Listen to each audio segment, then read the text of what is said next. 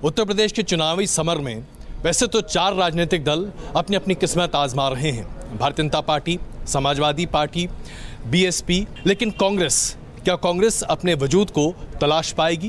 क्या कांग्रेस अपने आप को पुनर्जीवित कर पाएगी उत्तर प्रदेश में, जो एक ज़माने में गढ़ हुआ करता था कांग्रेस का? बात करने के लिए हमारे साथ मौजूद हैं कांग्रेस पार्टी के वरिष्ठ नेता रणदीप सुरजेवाला जी। रणदीप जी, बहुत स्वागत है न्यूज़ नेशन पर। नमस्कार। ऐसा क्यों होता है कि जब भी कोई चुनावी सभा हो तो प्रधानमंत्री जी के जहन में सबसे पहले राहुल गांधी आते हैं? कोई भी ऐसी सभा नहीं है जिसमें बिना राहुल गांधी के ऊपर टिप्पणी किए उनकी सभा खत्म हो। क्या आप प्रमुख उनके लिए विरोधी के तौर पर हैं? सबसे पहले तो छोटी काशी कैथल से बड़ी काशी बनारस में आकर सुखद एहसास न्यूज़ नेशन के साथ। ये सच है कि मोदी जी की संस्कृति और सभ्यता इतने बड़े पद पर आसीन होने के बावजूद भी जी केवल शासन की बजाय मजाक तक सीमित है। राहुल गांधी जी और कांग्रेस प्रासंगिक हैं। इसी वजह से तो मोदी जी को सोते जागते उठते बैठते केवल राहुल गांधी का हौवा नज़र आता है। नहीं तो बताइए, झूठ का रस जो पिला रहे हैं वो वोटरों को वोट बटोरने के लिए, वो काम नहीं आएगा, क्योंकि राहुल गांधी और कांग्रेस के सच का जो रस है वही लोगों को भाया है। रणदीप जी, ये क्यों हुआ कि अचानक से नारियल का पानी पिलाने की जगह पाइनएप्पल जूस की बात आ गई और उसके बाद तमाम तरह की बातें निकल कर आ रही हैं? ये क्या है? सच क्या है और सच कहाँ है? अजय जी, ये सभ्यता और संस्कृति का प्रश्न है। राहुल गांधी जी ने मणिपुर में क्या कहा? उन्होंने स्पष्ट तौर पर कहा और न्यूज़ नेशन ने वो वीडियो दिखाया कि मणिपुर से नारंगी, पाइनएप्पल और संतरा, इनका जो जूस है वो बाहर एक्सपोर्ट होता है, वहाँ प्रोसेसिंग यूनिट्स लगे हैं। जी मोदी जी को लगा कि मणिपुर से उत्तर प्रदेश दूर है गोंडा, तो गोंडा में आकर लोगों को बहकाओ और झूठे जुमले देकर बरगलाओ, और उन्होंने उसे नारियल का जूस बना दिया। मोदी जी शायद जानते नहीं कि इतने बड़े पद पर आसीन, देश के सर्वोच्च पद पर आसीन प्रधानमंत्री जब झूठ की प्रोफेसरी चलाएंगे तो फिर देश प्रधानमंत्री पद पर विश्वास कैसे करेगा? और इसीलिए बीजेपी का नया नाम है बहुत झूठी पाठशाला, और उसके प्राचार्य बन गए हैं झूठे प्रोफेसर माननीय मोदी जी। इतनी तीखे शब्दों का प्रयोग आजकल कांग्रेस करने लगी है, समझ में नहीं आता कि दरअसल राजनीति किस दिशा जा रही है। क्योंकि अगर भारतीय जनता पार्टी के नेताओं से बात करें तो सबसे पहले राहुल गांधी पर प्रहार किया जाता है। कांग्रेस भी पलटवार करती है और उन शब्दों का इस्तेमाल करती है। आखिरकार राजनीति का स्तर इतना नीचे क्यों और कैसे गिरा? अजय जी, ये कांग्रेस पार्टी के लिए तो कम से कम चिंता का विषय है। और राहुल जी ने एक से अधिक बार कहा कि ये मजाक उड़ाना, जुमले बनाना, एक्रोनियम्स बनाना, राजनीति ABCD क ख ग नहीं है। राजनीति कोई पहली दूसरी क्लास की पाठशाला नहीं है। ये शासन और प्रशासन चलाना देश के लिए गंभीर बात है। परंतु राजनीति को इतने निचले, सस्ते और ओछे स्तर पर कौन लेकर आया? क्या ये सच नहीं कि अमित शाह जी और मोदी जी सुबह उठकर बजाय ये देखने के कि बनारस, उत्तर प्रदेश या देश के लिए क्या प्रशासनिक काम करना है, सुबह सुबह जुमले घड़ते हैं। एक बड़ा आरोप आपकी पार्टी के प्रति यह भी लगाया जाता है कि जिम्मेदार विपक्ष की भूमिका आप निभा नहीं पा रहे हैं। 44 सीट संसद में आप बर्दाश्त नहीं कर पा रहे, कम से कम सत्तारूढ़ पार्टी का यही कहना है, और इसी वजह से पार्लियामेंट की तमाम गतिविधियों को बाधित करते हैं। आप हंगामे करते हैं, आप वहाँ काम चलने नहीं देते हैं, विधेयक पारित नहीं होने देते हैं, चर्चा नहीं होने देते हैं। कितने सत्य हैं ये आरोप? अगर आप पिछले 2.25 साल का रिकॉर्ड निकाल कर देख लें तो पिछले 10 साल के मुकाबले में पिछले 2.25 साल में सबसे ज़्यादा कानून पारित हुए। क्या वो कांग्रेस पार्टी की मदद के बगैर हो गए? एक और बात मैं मोदी जी से पूछना चाहूँगा। पहली बार देश की संसद में हमने देखा कि सत्तारूढ़ दल दोनों संसद, लोकसभा और राज्यसभा में से राज्यसभा को अप्रासंगिक बनाने में लगा है, और राज्यसभा में जो नेता हैं सदन के, माननीय अरुण जेटली साहब, वो ही राज्यसभा को बेइज्जत करते हैं। ऐसा कभी नहीं हुआ।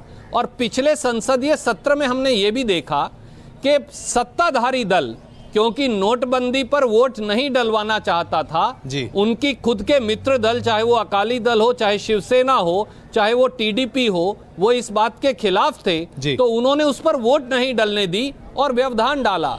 हमने ये तो सुना है कि विपक्ष कई बार व्यवधान डाले जनता के मुद्दे उठाने के लिए, सत्ताधारी दल ना चलने दे।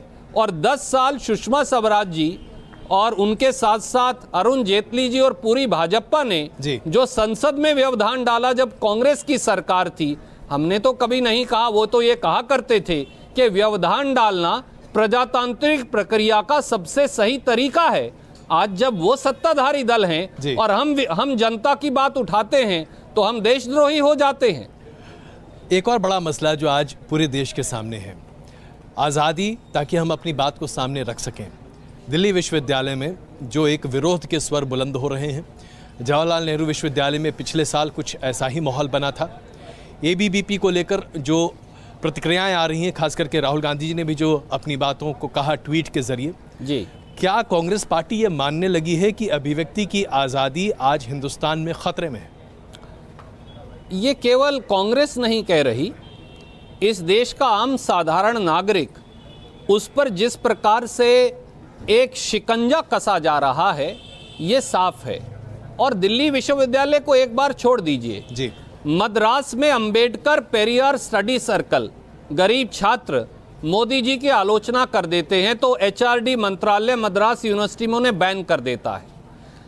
एक और दलित छात्र और गरीब छात्र, पिछड़े वर्गों के छात्र रोहित वेमुला के साथ मिलकर हैदराबाद केंद्रीय विश्वविद्यालय में विरोध करते हैं तो रोहित वेमुला को आत्महत्या के लिए मजबूर किया जाता है और मोदी जी उस वाइस चांसलर को की तारीफ भी करते हैं और इनाम भी देते हैं। एफटीआईआई के स्टूडेंट्स अगर गजेंद्र चौहान जैसे सी ग्रेड एक्टर को इतनी बड़ी संस्था के प्रमुख लगाने का विरोध करते हैं तो मोदी जी ने दिनों दिन उनकी छात्रों की प्रताड़ना करते हैं।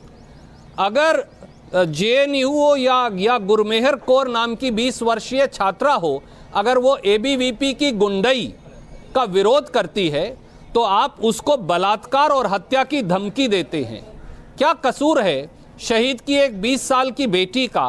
वो कहती है कि मैं एबीवीपी की गुंडागर्दी से सहमत नहीं और मैं अपना अधिकार अलग रखना चाहती हूं। बनारस हिंदू यूनिवर्सिटी की छात्राएं अब मोबाइल फोन और इंटरनेट इस्तेमाल करने के लिए छात्र और छात्राओं में अलग अलग निर्णय किया जाएगा, क्योंकि वहां के वाइस चांसलर ये कहते हैं कि मैं आरएसएस का बहुत बड़ा प्रचारक हूं और आरएसएस ने तो आज तक महिलाओं को सदस्य बनने नहीं दिया, इसलिए मैं छात्राओं को भी उनके अधिकार से वंचित कर दूंगा। गांधी को खत्म करके गोलवालकर की शिक्षा बीएचयू में जैसे दी जा रही है, पूरा देश जानता है। इलाहाबाद के विश्वविद्यालय में अगर एक लड़की, एक युवती वहां प्रधान बन गई बीजेपी और एबीवीपी के खिलाफ, तो कैसे उसे बेइज्जत किया गया ये पूरा यूपी और देश जानता है। ये भारतीय जनता पार्टी और एबीवीपी का एक एजेंडा है नौजवानों की आवाज़ दबाने का। रणदीप जी, लेकिन कुछ ऐसे ही स्वर तब भी उभरे थे जब इंटरनेट पर नियंत्रण करने के लिए धारा 66A बनाई गई थी जी, और उस वक्त भी कपिल सिब्बल साहब के बारे में ऐसी ही कुछ टिप्पणियां आ रही थी।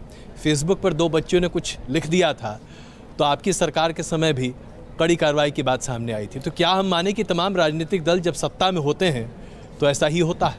देखिए, जहां तक इंटरनेट की आज़ादी का प्रश्न है और धारा 66A का प्रश्न है, आज जब जेटली जी सत्ता में हैं तो उसे जस्टिफाइड बताते हैं। ये सही है कि शायद उस कानून में कहीं कमी थी जी, इसीलिए एक छात्रा ने उस कानून को चुनौती दी और वो क्वॉश हुआ और हमने उसे सहर्ष स्वीकार किया। ज़रूरी नहीं कि सभी बातें हमने भी ठीक की हों, अगर सभी ठीक करते तो लोग हमें 44 की संख्या ना देते, पर हम अपनी गलतियों से सीख ले चुके हैं जी। हमने अपनी गलतियां सुधारी हैं। अगर कहीं कुछ गलत हुआ तो हम उसे दुरुस्त करने को तैयार हैं और एक नया नेतृत्व राहुल गांधी जी की शक्ल में हमने दिया है और हम अगली कदम और अगली सीढ़ी रखने को तैयार हैं। पर जो लोग सत्ता में आए थे बड़े बड़े वायदे करके, उन्होंने जनता के विश्वास की पीठ में एक तेज धार वाला खंजर घोंप दिया है और जनता उनका निर्णय भी करेगी, क्योंकि मोदी जी, इस देश में रावण का अहंकार नहीं चला, इस देश में आपका अहंकार कैसे चलेगा? सत्ता उस समय भी राम की चली थी, आज भी राम राज्य चलेगा, क्योंकि और कोई राज्य संभव नहीं। यहाँ संस्कार और सभ्यता चलेंगे, यहाँ गाली गलौच नहीं चलेंगे, यहाँ दबाव नहीं चलेगा, यहाँ सदाचार और सद्भाव चलेगा। और यही कांग्रेस का रास्ता है। और इसीलिए लोग कहते हैं ना मोदी ना माया, सपा कांग्रेस गठबंधन सबको भाया। मानना पड़ेगा आपके जैसे कुशल वक्ता बहुत कम होते हैं। आपने राम और रावण के आधार पर बहुत कुछ कह डाला, जनता समझ ही रही होगी। लेकिन ये बताइए कि जब खुद आप ही के पार्टी के वरिष्ठ नेता, जिनको आधार बनाकर, जिनके वक्तव्य को आधार बनाकर आज बीजेपी सीधे तौर पर राहुल गांधी पर सवाल उठा रही है। शीला दीक्षित ने कहा कि अभी राहुल गांधी को थोड़ा और मैच्योर होने की ज़रूरत है, थोड़ा और। ये मैच्योर शब्द इतना भारी पड़ गया राहुल गांधी के लिए। अब देखिए, हमारा ये मानना है और राहुल गांधी जी का मानना है कि व्यक्ति मरते दम तक सीखता है। मैं उन्हें कोट कर रहा हूँ जी। कोई व्यक्ति नहीं जो उम्र के किसी पड़ाव में आकर भी कह दे कि अब मैंने सारी बुद्धि एकत्रित कर ली। बनारस के 80 घाट पर इससे ज़्यादा बड़ा संदेश हो ही नहीं सकता सभ्यता का। इसलिए अगर ये केवल मोदी जी हैं जो पैदाइशी ही बुद्धिमान हैं और उनको किसी से राय करने की आवश्यकता नहीं, ये माननीय अमित शाह जी हैं जो पिछले जन्म से ही सारी बुद्धि एकत्रित करके आए हैं और उन्हें आवश्यकता नहीं किसी से सीखने पढ़ने की। इसीलिए तो आज तक बनारस को सांसद प्रतिनिधि नहीं मिला, इसीलिए तो सभासदों को मिलाकर चाय पिलाकर छुट्टी कर दी जाती है। इसीलिए तो मोदी जी ने बनारस के विधायकों की एक बैठक आज तक नहीं ली, क्योंकि उन्हें तो सब चीज़ों का ज्ञान है। राहुल गांधी जी और कांग्रेस कहती है हमें सब चीज़ों का ज्ञान नहीं, हम हर रोज सीखेंगे। हम गरीब से गरीब, साधारण से साधारण, अनपढ़ से अनपढ़ आदमी से सीखेंगे और सीखकर देश और प्रदेश दोनों का भला करेंगे। ये हमारा रास्ता। उत्तर प्रदेश में समाजवादी पार्टी के साथ गठबंधन करना, इसको लेकर भी भारतीय जनता पार्टी आप पर काफ़ी प्रहार कर रही है। लेकिन मैं आपसे जानना चाहता हूँ, क्या ये वाकई में ज़रूरी था आपके लिए? क्या 403 सीटों पर कांग्रेस के पास उम्मीदवारों की कमी थी? दोनों नेताओं ने, दोनों युवा उत्तर प्रदेश के बेटों ने ये निर्णय किया कि वो अपनी अपनी राजनीतिक स्वार्थ से ऊपर उठकर और कहीं ना कहीं अपनी पार्टी के शायद अधिकारों से ऊपर उठकर एक नए उत्तर प्रदेश के गठन के लिए, एक नवीन उत्तर प्रदेश के गठन के लिए एक नई शुरुआत करेंगे। ये ऐसी ही शुरुआत है। एक मोदी जी हैं जो स्वयंभू दत्तक पुत्र हैं गंगा जी के, परंतु गंगा मैया और ज़्यादा मटमैली हो गई जब से मोदी जी आए हैं 33 महीने में। और अगर इसी बनारस में आपको देखना है तो एक दूसरा उदाहरण वो भी देख लें जाकर, जो हमने किया था, जो अखिलेश यादव जी की सरकार ने किया है, वरुणा घाट का जो हमने निर्माण किया है, एक वो देख लीजिए। प्रोजेक्ट पूरे कैसे होते हैं वो देख लीजिए और प्रोजेक्ट पूरे कैसे हुए हैं वो यहाँ देख लीजिए। बहुत धन्यवाद रणदीप जी, न्यूज़ नेशन से बात करने के लिए। शुक्रिया और नमस्कार। शुभकामनाएं आपको इस चुनाव के लिए। बहुत धन्यवाद।